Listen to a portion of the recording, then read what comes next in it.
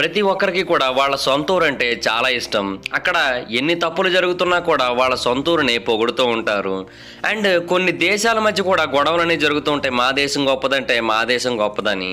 So కొన్ని స్టాటిస్టిక్స్ని కనుక మనం పరిశీలించినట్టయితే ఈ ప్రపంచవ్యాప్తంగా ఏది బెస్ట్ దేశమో మనకు తెలిసిపోతూ ఉంటుంది. అక్కడ అన్ఎంప్లాయ్మెంట్ ఉండదు. అండ్ అంతేకాకుండా క్రైమ్ రేట్స్ చాలా తక్కువ ఉంటాయి, శాలరీస్ ఎక్కువ ఉంటాయి, ట్యాక్సులు తక్కువ ఉంటాయి, హెల్త్ కేర్ పట్ల క్వాలిటీ అనేది చాలా ఎక్కువగా ఉంటుంది, ఎడ్యుకేషన్ క్వాలిటీ బాగుంటుంది, ఎన్విరాన్మెంట్ బాగుంటుంది. సో అలాంటి వాటిలో కొన్ని టాప్ లిస్టుల గురించి మనం ఇప్పుడు ఈ వీడియోలో తెలుసుకుందాం. Number 1, Oman. మీరు చాలాసార్లు ఒమన్ గురించి కావచ్చు లేదా అరబ్ కంట్రీస్ గురించి కావచ్చు వినే ఉంటారు. ఇవన్నీ కూడా మనకి పర్షియన్ గల్ఫ్ రీజన్లో ఉన్నాయి. అక్కడ ఉండే వాళ్ళందరూ కూడా చాలా ధనవంతులు. దానికి కారణం ఏంటి అంటే అక్కడ ఆయిల్ మరియు గ్యాస్ నిల్వలు అనేవి చాలా ఎక్కువగా ఉంటాయి. సో అందుకని ప్రజలు కొన్నిసార్లు సౌదీ అరేబియా అని పిలుస్తూ ఉంటారు, కొన్నిసార్లు యునైటెడ్ అరబ్ ఎమిరేట్స్ అని పిలుస్తూ ఉంటారు. అండ్ ఖతార్ కూడా అత్యంత ధనిక దేశం అని చాలామంది యొక్క నమ్మకం. అయితే మిగతా వాళ్ళు మర్చిపోయిన మరొక నగరం పేరేంటంటే ఒమన్. కొన్ని దశాబ్దాల క్రితం ఆ ప్రాంతం చాలా దారుణమైన ప్రాంతంగా ఉండేది. ఎన్నో ఉగ్రవాద సంస్థలకి ఆ ప్రాంతం నిలవగా ఉండేది. కానీ ఇప్పుడు మాత్రం ఒమన్ ఒక అద్భుతమైన మరియు సేఫ్ ప్రదేశం.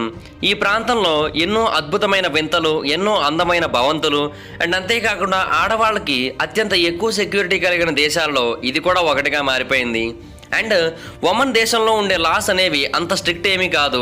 మనం పాటించాలనుకుంటే పాటించవచ్చు, లేదన్నట్టయితే పాటించకుండా మనకి నచ్చినట్టుగా బిహేవ్ చేయొచ్చు. అంటే ఉదాహరణకి సౌదీ అరేబియాలో కావచ్చు లేదా అరబ్ కంట్రీస్లో మహిళలు మొహానికి బురకాని ధరించాలి, కానీ ఒమన్లో ధరించకపోయినా సరే పెద్ద ప్రాబ్లం ఏమీ కాదు. అండ్ ఒమన్లో నివసించడం అనేది ఒక ఆశ్చర్యకరమైన మరియు ఆనందకరమైన జీవితం అని చెప్పుకోవాలి మనకి. ఎందుకంటే అక్కడ యుక్త వయసు వచ్చిన ప్రతి ఒక్క సిటిజన్కి కూడా కొంత స్థలాన్ని ఇస్తారు. ఆ స్థలంలో మనం ఫ్రీగా ఇల్లు కట్టేసుకోవచ్చు. అండ్ అంతేకాకుండా అక్కడ సుల్తాన్ ఒక లోన్ని కూడా అనౌన్స్ చేశాడు. ఆ లోన్ కారణంగా అక్కడ ఉన్న ఏ ఒక్కరైనా సరే ఎంత కావాలంటే అంత లోన్ తీసుకోవచ్చు. అండ్ వాటికి ₹1 కూడా మనం ఇంట్రెస్ట్ కట్టాల్సిన అవసరం లేదు. జస్ట్ ఆ అమౌంట్ని మళ్ళీ తిరిగి పే చేస్తే సరిపోతుంది. అక్కడ అన్ఎంప్లాయ్మెంట్ లేదు, క్రైమ్స్ అస్సలే లేవు, ఇల్లు లేని వాళ్లే లేరు, విద్యా వైద్య సేవలు అక్కడ ఉచితంగానే అందిస్తారు మనకి. సో ఆ దేశంలో ఉన్నట్టయితే మనకి ఎన్నో రకాల బెనిఫిట్స్ ఉంటాయి. కాకపోతే అక్కడ ముస్లిమ్స్ మాత్రమే ఎక్కువగా ఉండగలరు. మిగతా వాళ్ళకి అక్కడ ఉండడానికి అంత ఆస్కారం ఉండకపోవచ్చు. అండ్ రీసెంట్గా ఒమన్ యొక్క పాపులేషన్ అనేది బాగా పెరిగిపోతుంది. ఎందుకంటే ఇంత అద్భుతమైన ఫెసిలిటీస్ ఇస్తుంటే ఎవరు మాత్రం అక్కడికి రాకుండా ఉంటారు చెప్పండి. సో అందువల్ల చాలామంది ముస్లిమ్స్ ఆ ప్రాంతానికి వలస వెళ్ళిపోతూ ఉన్నారు. సో అందువల్ల ఏంటంటే 2010 యొక్క మొదట్లో ఉన్న పాపులేషన్ కంటే ప్రస్తుతం దాదాపుగా రెట్టింపు ఉన్నారంట. సో ఫ్యూచర్లో వచ్చే ప్రాబ్లమ్స్ని తగ్గించడం కోసం, అంతేకాకుండా ఈ వలసదారుల నుంచి వచ్చే ఇబ్బందులు కూడా తగ్గించడం కోసం అక్కడ గవర్నమెంట్ ఒక లాని తీసుకొచ్చింది. అదేంటి అంటే ఒమన్లో ఉండే ప్రతి కంపెనీ కూడా కనీసం 50% మంది ఒమన్ యొక్క ఎంప్లాయీస్ని పెట్టుకోవాలి. తర్వాత మిగతా 50% మందిని కావాలనుకున్నట్టయితే వలసదారులను పెట్టుకోవచ్చు అని చెప్పింది. స్విట్జర్లాండ్ గురించి కూడా మనలో చాలా మందికి తెలుసు.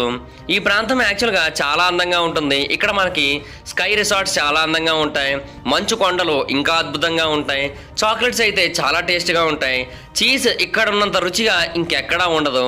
అండ్ ఈ ప్రాంతం వాచెస్కి కూడా బాగా ఫేమస్.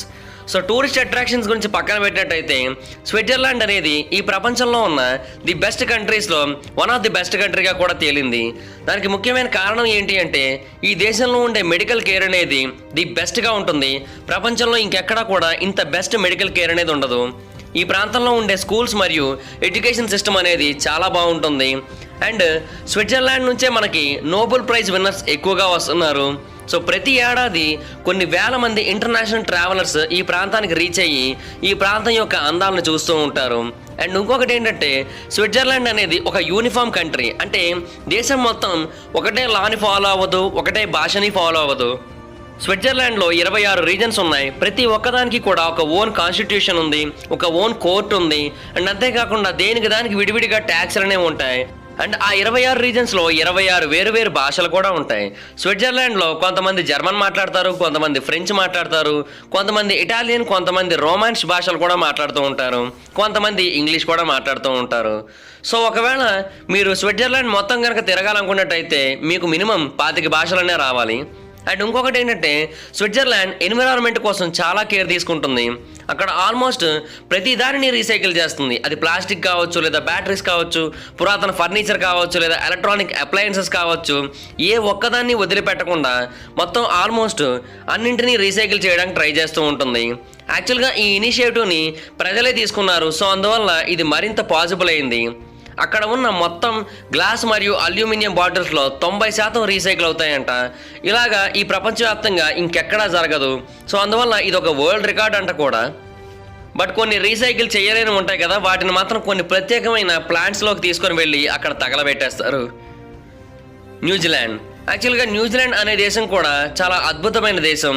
ఇది మొత్తం గ్రీనరీతోని, అద్భుతమైన ల్యాండ్స్కేప్స్తోని నిండిపోయి ఉంటుంది. అయితే ఇది మాత్రమే కాకుండా న్యూజిలాండ్లో మన కంటికి కనిపించని ఇంకెన్నో అద్భుతమైన బెనిఫిట్స్ ఉన్నాయి. అవేంటి అంటే, ఫస్ట్ ఆఫ్ ఆల్ ఈ దేశం మనకు ఒక అద్భుతమైన లివింగ్ స్టాండర్డ్స్ని ఇస్తుంది. అంటే యూకేలో కావచ్చు, లేదా అమెరికాలో కావచ్చు, లేదా కెనడాలో కావచ్చు, లేదా స్విట్జర్లాండ్లో కూడా కావచ్చు. వీటన్నిటితో కంపేర్ చేసినట్టయితే ఇక్కడ ఇళ్ళ యొక్క కాస్ట్ మరియు రెంట్స్ యొక్క కాస్ట్ చాలా తక్కువ. అమెరికాలో మీరు ఒక ఫ్లాట్కి $600 కనుక పే చేస్తున్నట్టయితే నెలకు రెంట్ కింద, ఇక్కడ అదే $600కి మీకు 3 ఫ్లాట్లు వస్తాయి. అండ్ సేమ్ ట్రిపుల్ బెడ్రూమ్ ఫ్లాట్సే ఇక్కడ కూడా. అండ్ ఇక్కడ ఉన్న అద్భుతమైన నేచర్ ప్లేసెస్ అనేవి చాలా బాగుంటాయి. వాటికి దగ్గరలో కూడా మనం ఇళ్ళు రెంట్కి తీసుకోవచ్చు, లేదా సైట్లు కొనుక్కొని ఇళ్ళు కట్టుకోవచ్చు. సో మనకు అసలు న్యూజిలాండ్లో బోర్ అనేది కొట్టదు, ఎందుకంటే ఇక్కడ అవుట్డోర్ యాక్టివిటీస్ అనేవి చాలా ఎక్కువగా ఉంటాయి. బట్ స్కైయింగ్ మాత్రం కొంచెం రిస్కీ మ్యాటర్ అనే చెప్పుకోవాలి ఇక్కడ. బట్ ఇక్కడ వాళ్ళు వీళ్ళు అనే తేడా లేకుండా అందరినీ అలౌ చేస్తారు. అండ్ ఇంకొకటి ఏంటంటే, మీరు ఇక్కడ ఒక ఫ్లాట్ కొనుక్కున్నట్టయితే మీకు ఇక్కడ సిటిజన్షిప్ అనేది వచ్చేసినట్టే. సో మీరు 10 ఏళ్ల పాటు వెయిట్ చేసి ఇక్కడ దేశం యొక్క సిటిజన్షిప్ కోసం అప్లై చేయాల్సిన అవసరం లేదు. జస్ట్ ఒక ఫ్లాట్ కొనుక్కొని మీకు ఒక రెసిడెన్స్ పర్మిట్ ఉన్నట్టయితే మీరు న్యూజిలాండ్లో ఓట్ చేయొచ్చు, న్యూజిలాండ్లో ఇష్టం వచ్చినట్టుగా తిరగచ్చు, బార్డర్ క్రాస్ చేయొచ్చు, ఏమైనా చేసుకోవచ్చు. మనకి ఎలాంటి ప్రాబ్లమ్స్ ఉండవు. మిగతా న్యూజిలాండర్స్ లాగే ఎడ్యుకేషన్ మరియు మెడిసిన్ ఆపర్చునిటీస్ అనేవి మనకి దొరుకుతూ ఉంటాయి. అండ్ అంతేకాకుండా న్యూజిలాండ్ యొక్క ఎకానమీ కూడా ఈ ప్రపంచంలో ఉన్న ది బెస్ట్ ఎకానమీస్లో ఒకటి. అండ్ ఇది చాలా ట్రాన్స్పరెంట్ కూడా. మీరు ఒక ఓన్ కంపెనీని స్టార్ట్ చేయాలనుకున్నట్టయితే ఇక్కడ మీకు చాలా ఈజీగా ఉంటుంది. అండ్ మీకు ఎన్నో రకాల బెనిఫిట్స్ని కూడా అందిస్తూ ఉంటారు. స్వీడన్.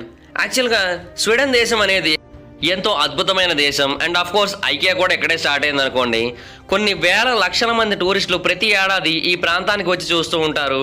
అండ్ వాళ్ళలో కొంతమంది ఎంప్లాయ్మెంట్ కోసం కూడా వస్తూ ఉంటారు, ఎందుకంటే ఇక్కడ మనకి ఎంప్లాయ్మెంట్ ఆపర్చునిటీస్ చాలా ఎక్కువగా ఉంటాయి. ఇది మిగతా యూరోపియన్ కంట్రీస్ కంటే చాలా డిఫరెంట్గా ఉంటుంది. అండ్ అంతేకాకుండా స్వీడన్ సిటిజన్స్ ట్యాక్సెస్ చాలా ఎక్కువగా కడతారు. వాళ్ళ ఇన్కంలో 30%ని వాళ్ళు ట్యాక్స్లుగా కడతారు. And of course value added tax అయితే ఇంకో 25% ఉంటుందంట. బట్ దీనికి బదులుగా స్వీడన్ ప్రజలు చాలా లాభాలు పొందుతూ ఉంటారు. వాళ్ళకి మెడికల్ మరియు ఎడ్యుకేషన్ సిస్టమ్స్ అనేవి అన్నీ ఫ్రీగా అవైలబుల్గా ఉంటాయి. అండ్ దేశంలో ఉన్న గార్బేజ్ మొత్తాన్ని కూడా రీసైకిల్ చేస్తారు. అండ్ అంతేకాకుండా ఒకవేళ మీరు కొత్తగా పెళ్లి చేసుకొని పిల్లల్ని కన్నారనుకోండి, అప్పుడు మదర్కి మాత్రమే కాకుండా ఫాదర్ కూడా పేటర్నిటీ లీవ్ అనేది ఇస్తారు, ఎందుకంటే ఫాదర్ కూడా చైల్డ్ యొక్క కేర్ అనేది తీసుకోవాలి కాబట్టి. సో స్వీడన్లో అన్నీ పర్ఫెక్ట్గా చేస్తూ ఉంటారు. సో అందుకని ప్రజలు కూడా ఎక్కువ ట్యాక్సులు చెప్పినా కూడా కడుతూ ఉంటారు. నార్వే. యాక్చువల్గా నార్వే అనేది చాలా అద్భుతమైన మంచు కొండలతోని లేదా పచ్చటి కొండలతోని ఎక్కువగా కనిపిస్తూ ఉంటుంది. అండ్ జపాన్లో ఎక్కువగా కనిపించే సాల్మాన్ చేపలు ఇక్కడ నుంచే వచ్చాయి. ఆ సాల్మాన్ చేపని సుషీకి యాడ్ చేసి తింటుంటారు అక్కడ వాళ్ళందరూ. యాక్చువల్గా ఆల్పైన్ స్కైయింగ్ యాక్ట్ ఈ ప్రాంతంలో 4000 సంవత్సరాల క్రితమే ఇన్వెంట్ చేయబడిందంట.